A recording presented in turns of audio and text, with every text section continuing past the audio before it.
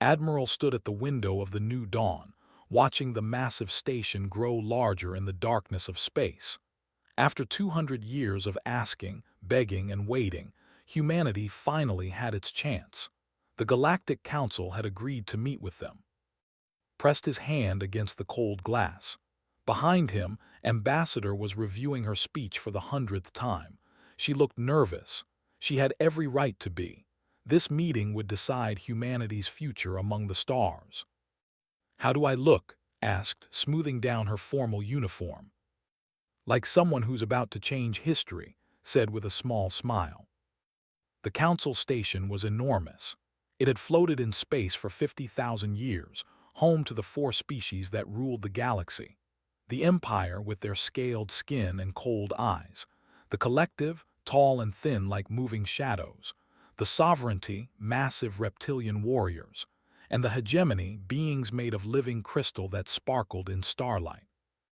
These four species controlled everything, every trade route, every planet, every rule. Humanity wanted just a small piece of the galaxy, a few systems to call their own, protection for their 47 colonies. It seemed like such a simple request. The new dawn docked with a soft thump, watched his crew prepare. They were Earth's best. Engineers, soldiers, diplomats, all of them hoping this day would end well. The council chamber was huge and cold. Four massive thrones sat at the center, each holding one of the council leaders. Hundreds of seats surrounded them, filled with representatives from species across the galaxy. Walked forward, her footsteps echoing in the silence. "Honored Council," began, her voice steady despite her fear. "Humanity comes before you in peace. We have explored the stars for 2 centuries. We have built colonies. We have families across 47 worlds. We ask only for recognition, for protection under council law, for the right to exist as equals among the galactic community." The council speaker, a named, looked down at her. His scaled face showed nothing. When he spoke, his voice was like ice. "Humanity's request has been reviewed," said. "The council has reached a decision." Waited, watched from the visitors section, his heart pounding. "Humanity is," continued. "Your species is biologically volatile, aggressive, unpredictable. You multiply too quickly. You adapt too easily. You are a threat to galactic stability." His face went pale. "But we've done nothing wrong. We've followed every law. We've harmed no one." "You exist," said simply. "That is enough. The council hereby orders immediate quarantine of all human-controlled systems. Your population will be reduced to manageable levels." The words hit like a physical blow, reduced to manageable levels. That meant killing. That meant genocide. "You can't do this," shouted. "We have children, families, 8 billion people on Earth alone." "The decision is final," said. "You are dismissed." Was already moving. He grabbed his communicator and ran for the docking bay. "All hands, emergency departure. Get the engines hot now." But they were too late. Alarms screamed through the new dawn. Council enforcer ships appeared around them, weapons charged. Reached the bridge just as the first shot hit their shields. "Get us out of here," he ordered. His pilot, a young woman named, worked frantically at the controls.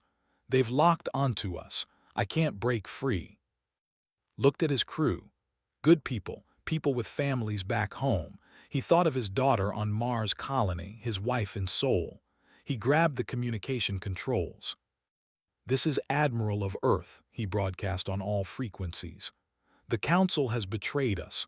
They plan to kill us all, every human, every colony. If you're hearing this, run, hide, fight. Don't let them." The weapon's fire cut through the new dawn like it was paper. The last thing saw was the stars spinning wildly as his ship broke apart. Back in human space, the attack had already begun. Sol burned first. Orbital weapons fell from the sky like rain. The capital of Earth, home to 15 million people, was vaporized in seconds.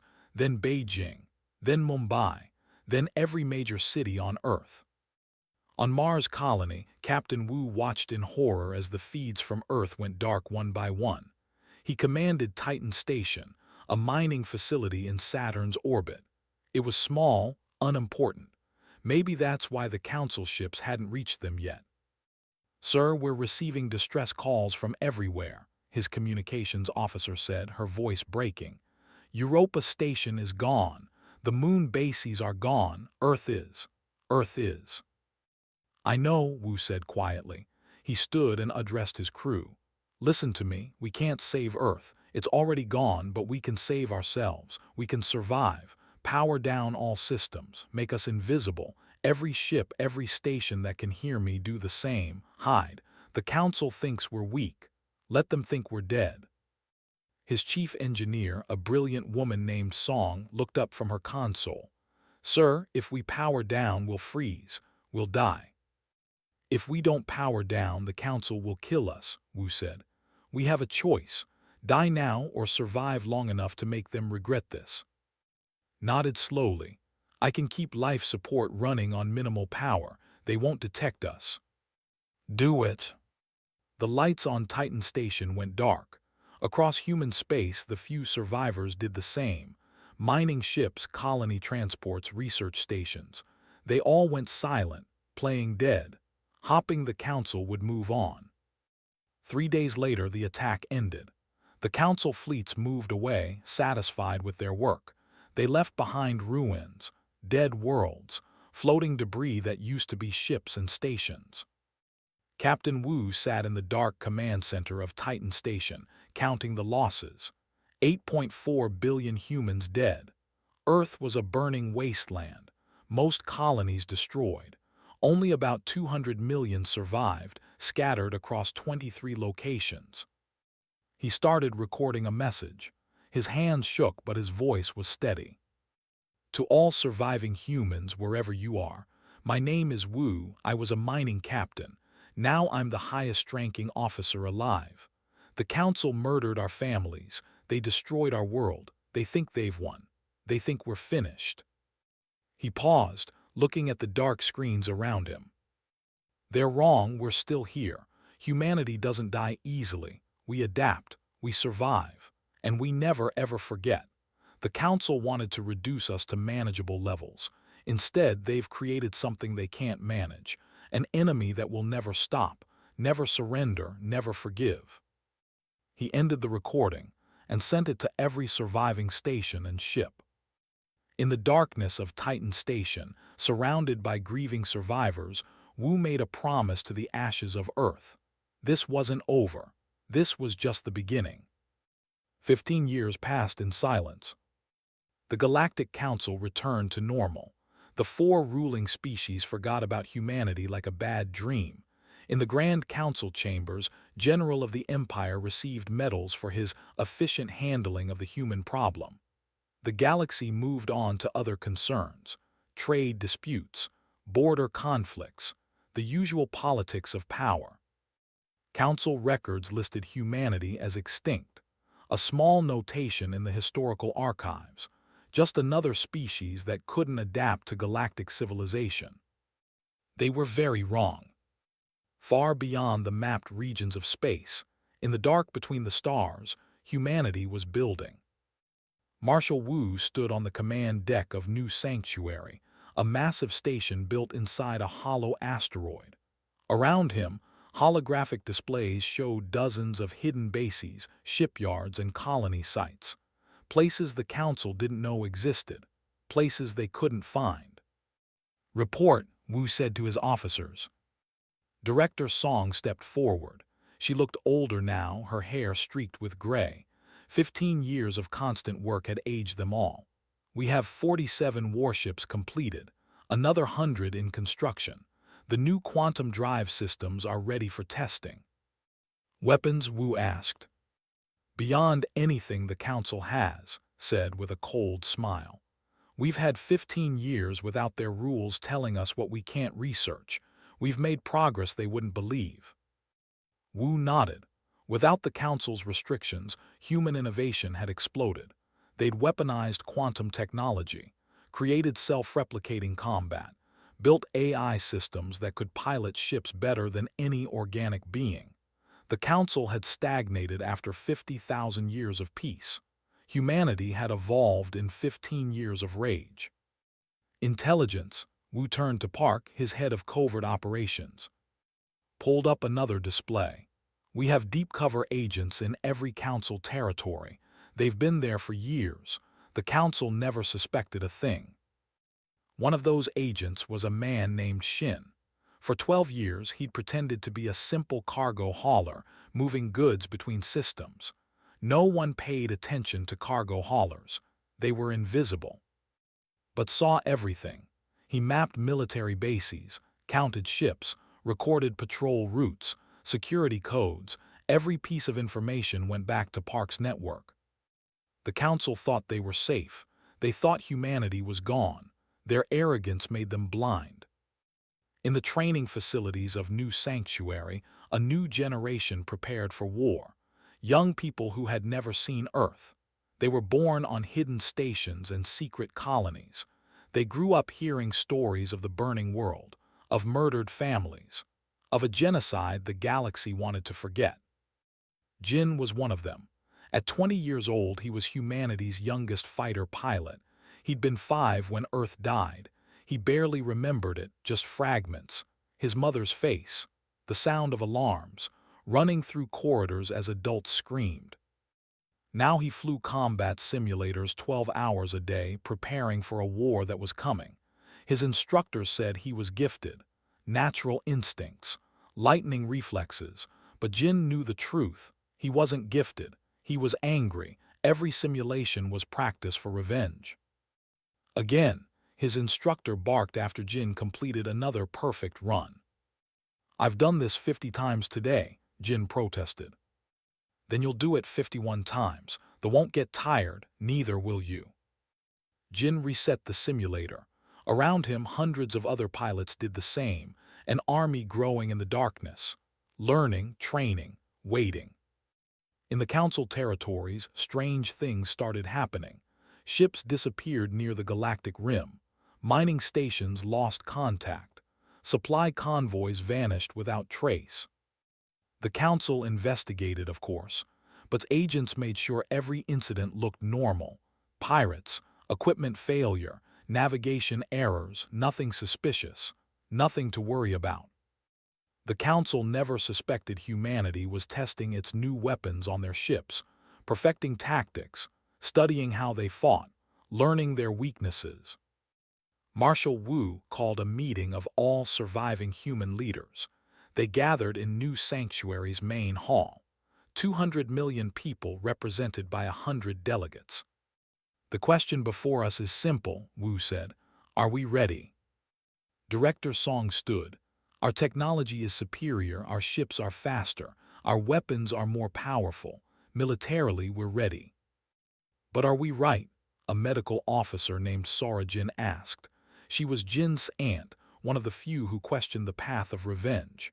"If we start this war, millions will die, theirs and ours. Are we any better than the Council if we choose genocide?" "They killed 8 billion of us," someone shouted. "And we'll kill how many of them?" Sora shot back. "Where does it end?" Wu held up his hand for silence. "I understand your concern, Sora, but this isn't about genocide. This is about justice. The Council murdered our world. They need to answer for that. If we do nothing, what message does that send? That species can be exterminated without consequences." "So we teach them by exterminating them?" Sora asked. "We teach them by making them face justice," Wu said firmly.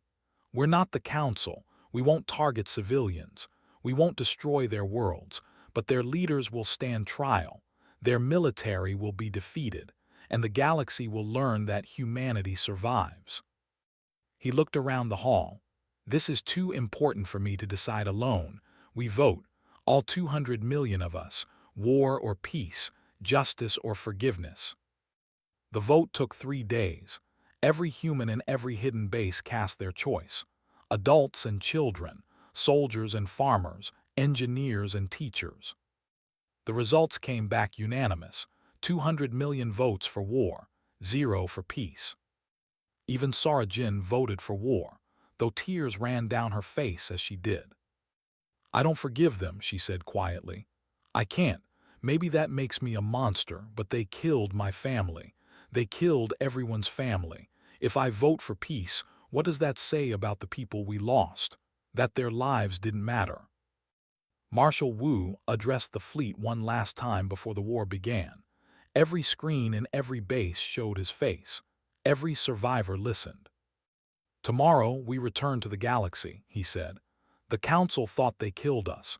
Instead, they created something new, something they don't understand. We are no longer the species that begged for acceptance. We are the species that survived genocide. We are the species that spent 15 years preparing for this moment." He paused, letting his words sink in. "The Council has 4 thrones, 4 species that rule the galaxy. Tomorrow, we begin our answer to their judgment.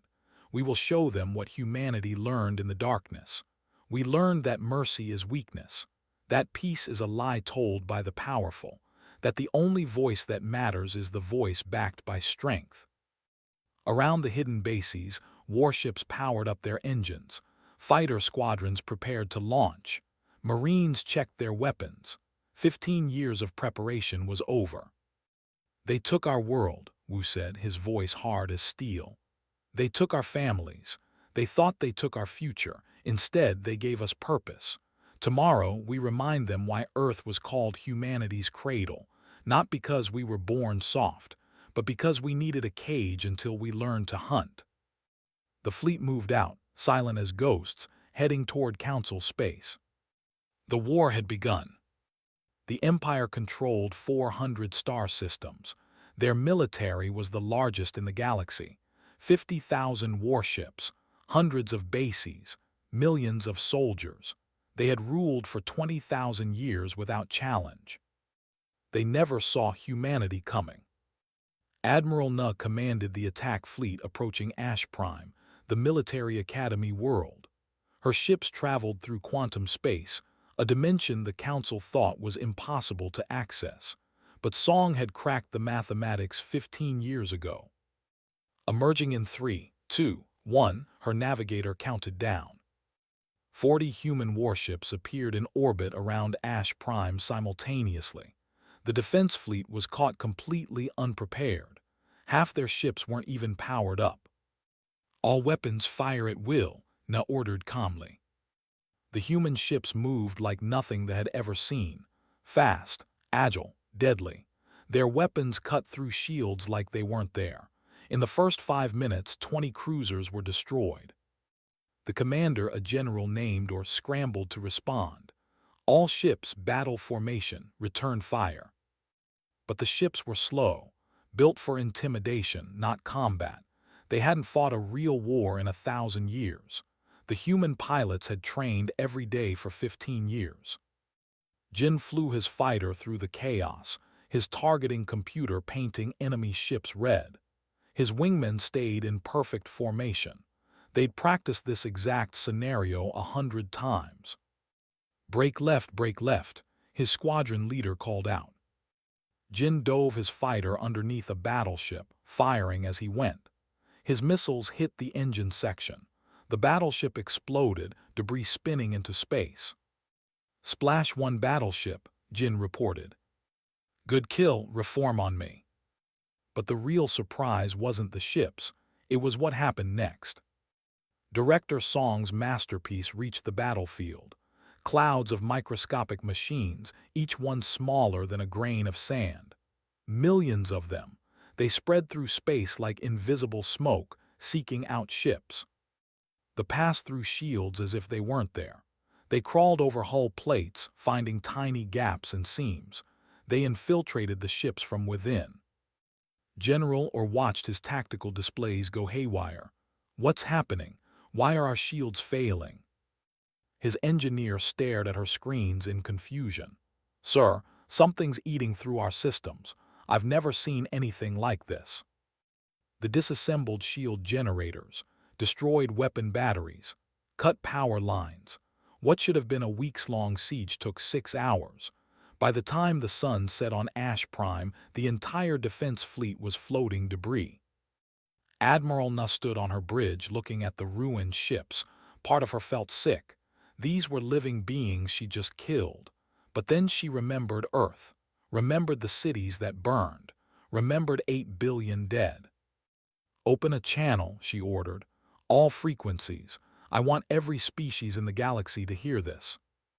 Her face appeared on screens across Council space. Calm, cold, determined. "My name is Admiral Na of Humanity," she began. 15 years ago, the Galactic Council ordered our extermination. They destroyed our world. They murdered our families. 8.4 billion humans died in 3 days. She pulled up images, recordings from Earth's final moments, cities burning, children screaming, people dying. "The Council called us a threat. They said we were too violent, too aggressive, too dangerous to exist." Na's voice was ice. "They were right. We are dangerous, but not because we wanted to be, because they made us this way." She gestured to the destroyed fleet behind her. "This is our answer to your judgment. Every species that voted for our death will face justice. Every leader who ordered our extermination will stand trial. Every military that carried out the genocide will be defeated." Na leaned closer to the camera.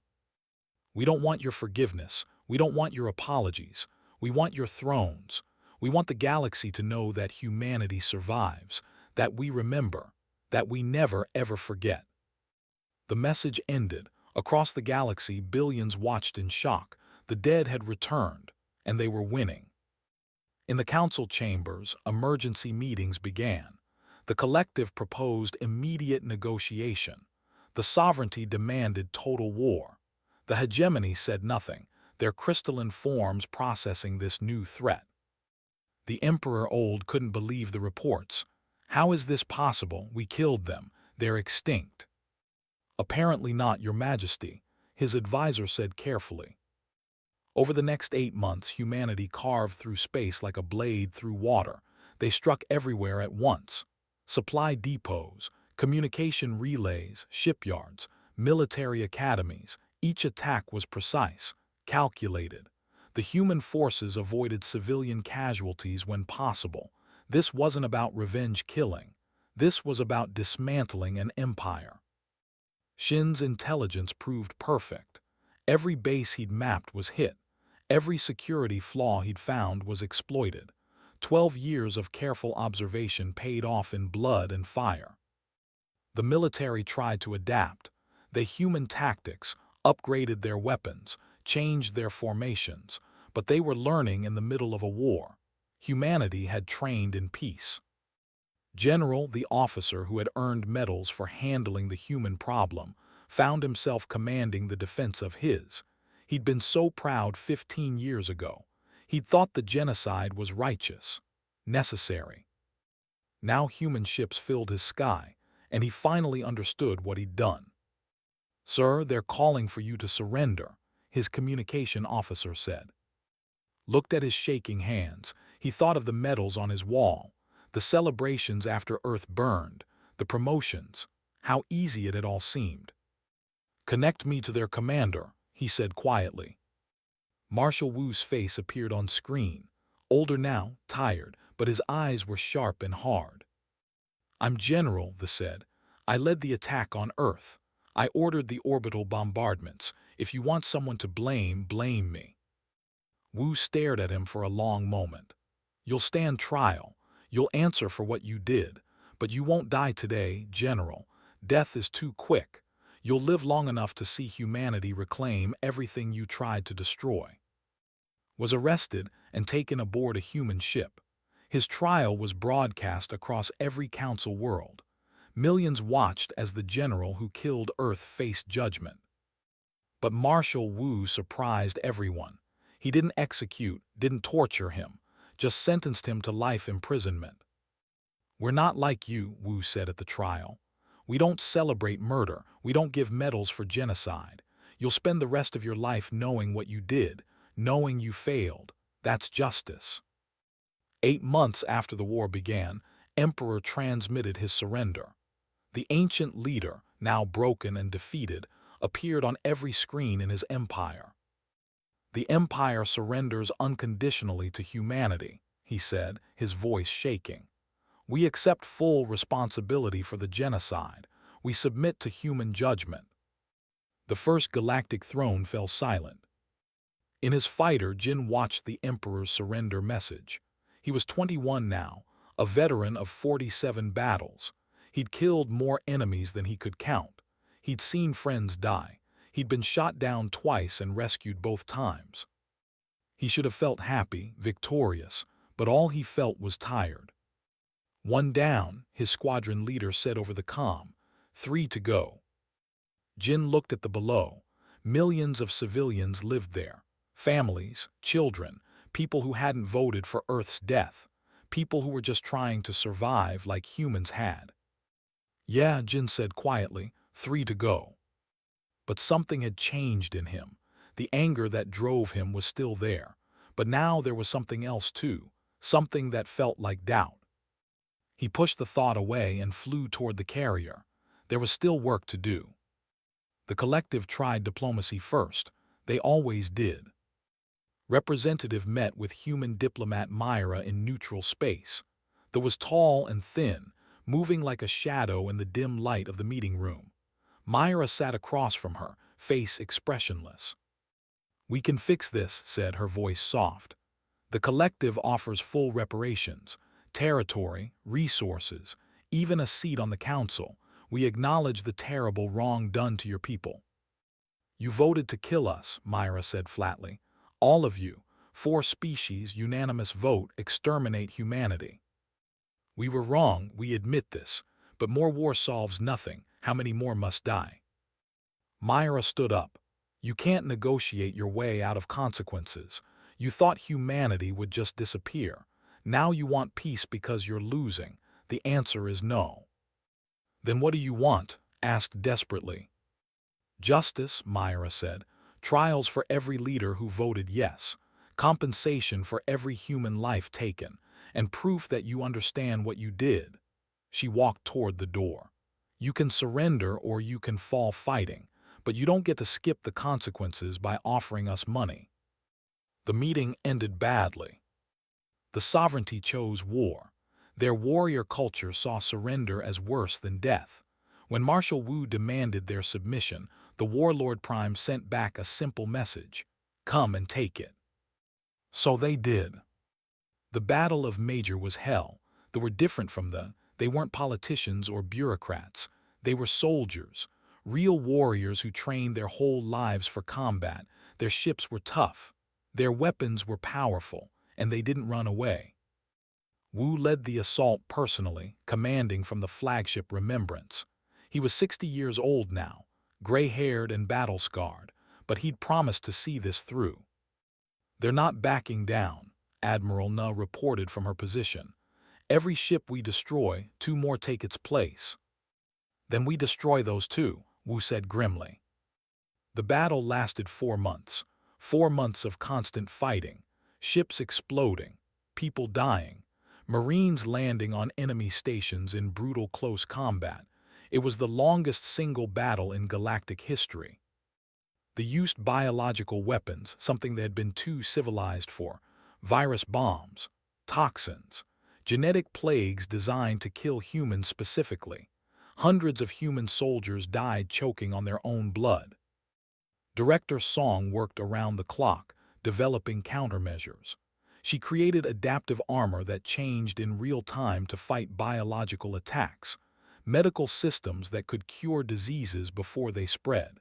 She saved thousands of lives with her innovations. But even she couldn't save everyone. The casualties mounted. The easy victories of the early war were over. On Earth's Memorial Station, Medical Officer Sara Jin treated the wounded. She'd opposed the war from the beginning, but she'd still come to help. Someone had to care for the broken soldiers.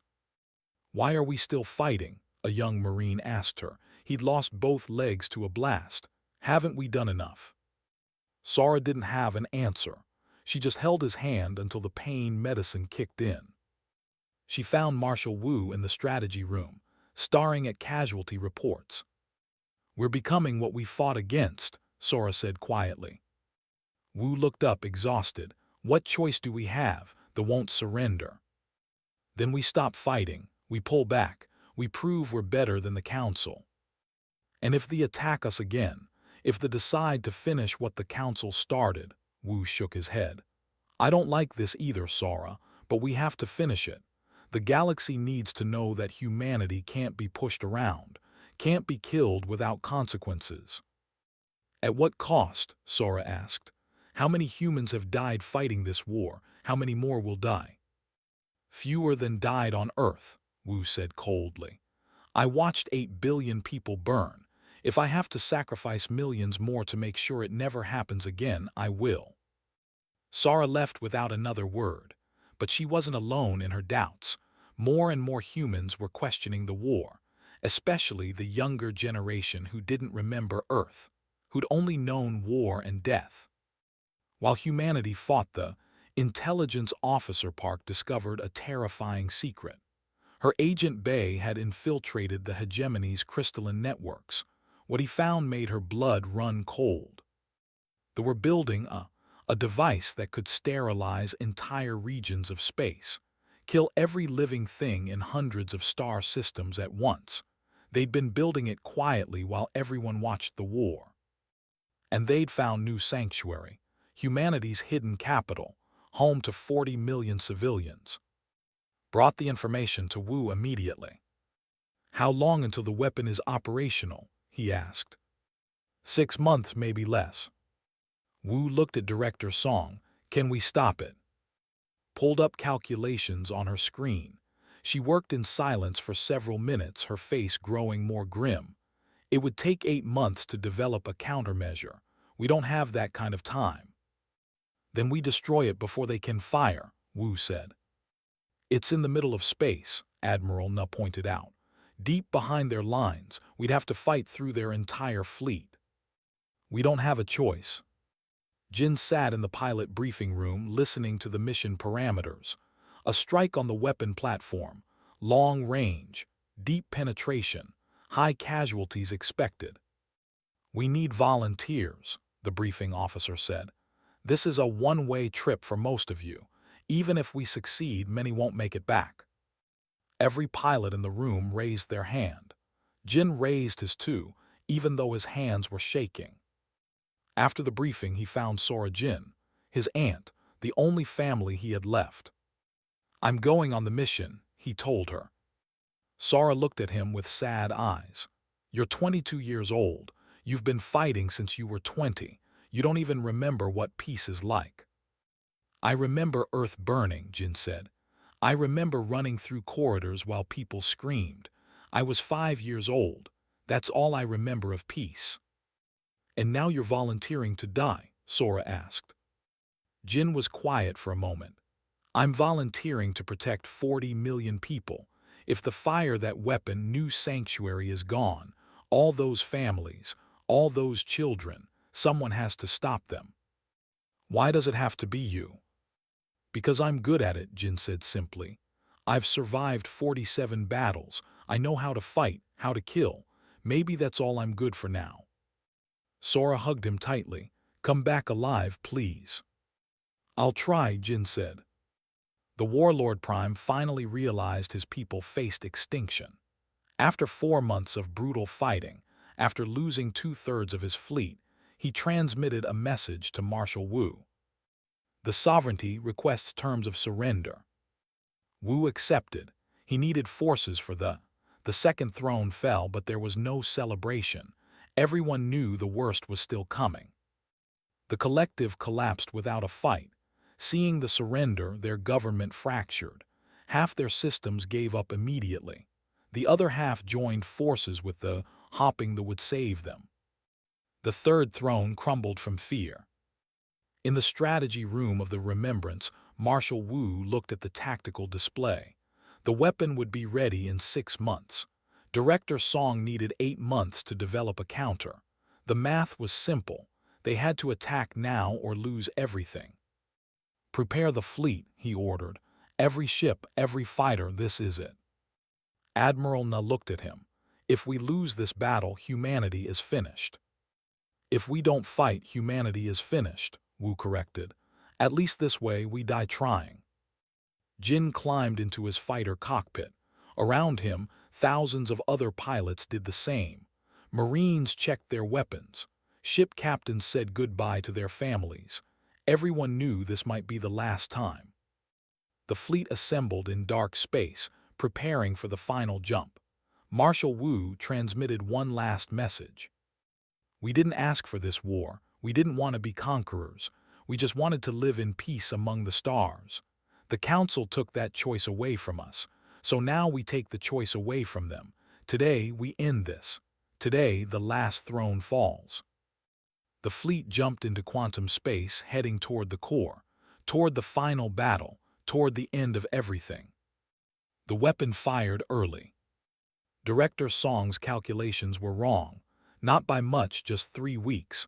But 3 weeks was everything. The weapon's beam crossed space at the speed of light, targeting New Sanctuary. 40 million humans had minutes to live.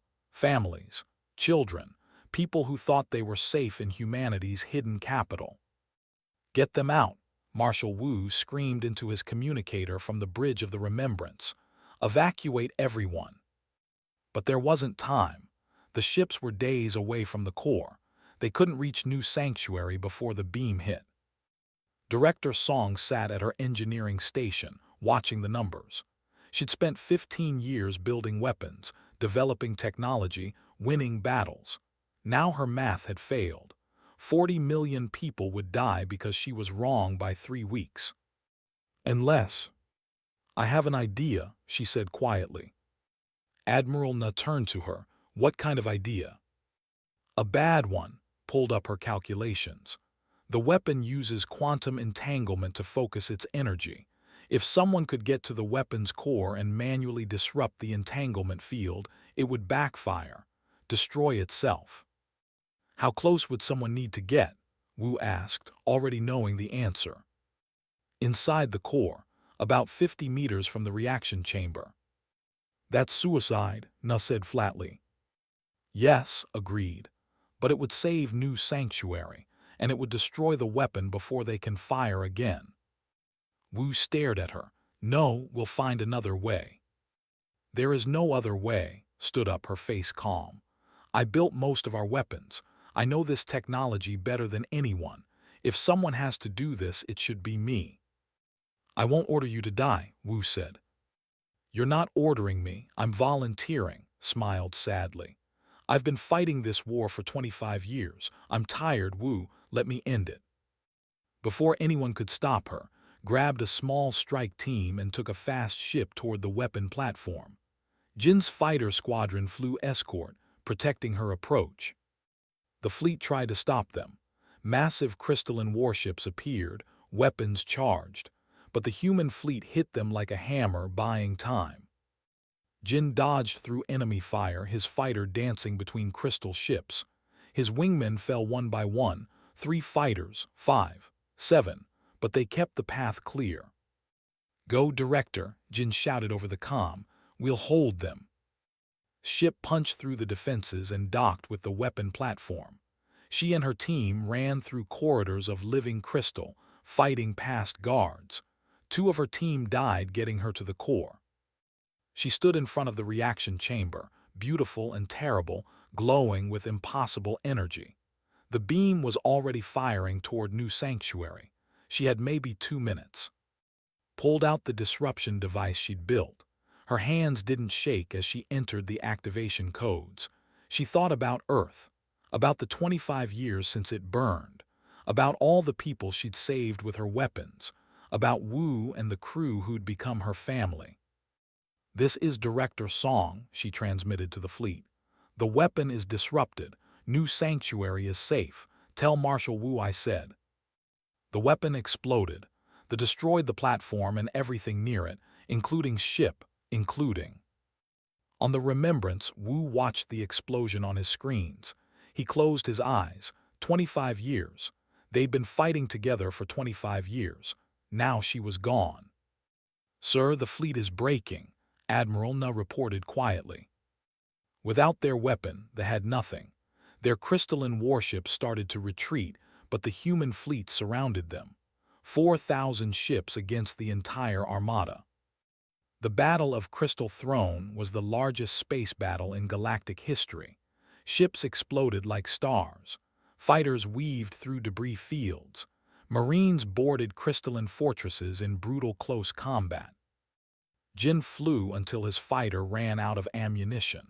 Then he rammed it into a cruiser, ejecting at the last second. He was picked up by a rescue shuttle and immediately demanded another fighter. They gave him one. He flew until that one was destroyed too. The battle lasted 18 hours. When it ended, the Hierarch's throne ship floated dead in space, surrounded by human vessels. Marshal Wu led the boarding party personally.